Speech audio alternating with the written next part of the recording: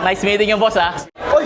Maraming salamat, brother, ha? Dalawa nga sa pinakamagagaling na PBA player ngayon ay si Idol Scotty Thompson ng Barangay Ginebra at syempre si Adrian Nocum ng Rain or Shine. At dito nanalo ang Barangay Ginebra.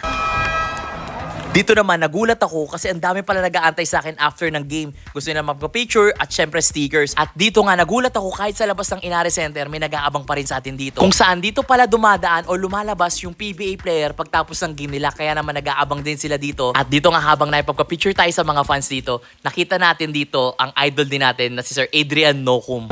Nice meeting you, boss, ha? Nice meeting you, boss. Tumibigyan na tayo. Hoy, hindi rin. Ba't meron din tayong jersey dapat sa kanya? Ayun, oh. Yung dalawa kasi Boss Joe, oh. Bigyan na tayo ng jersey. Dapat bigyan din natin siya ng jersey. Pang motor. Nagmumotor ka, di ba? Bossing. Jersey swap. Jersey swap. Jersey swap, oh. Jersey swap, boss. Jersey swap. Thank you, thank you. Napanood ko yung mga videos. Oy, nako kami. Lalo kami nanood kami ng mga game do rin. At nakita rin kami dito ni Idol RJ Abarientos. Nice meeting you, brother. Nakita rin tayo, Nakita brother. rin tayo. Thank you, Nice. Ingat. Congrats. Idol Scotty. Maraming salamat, brother, ha. Thank you sa sa ticket, tsaka congrats. Nakabawi din.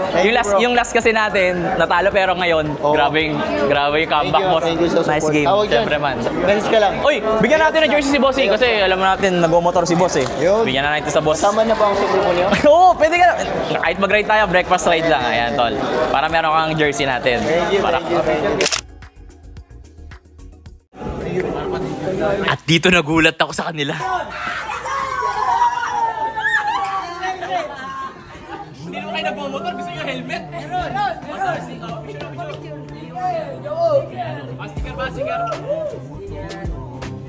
Okay kayo sa vlog, okay kayo sa vlog. Idol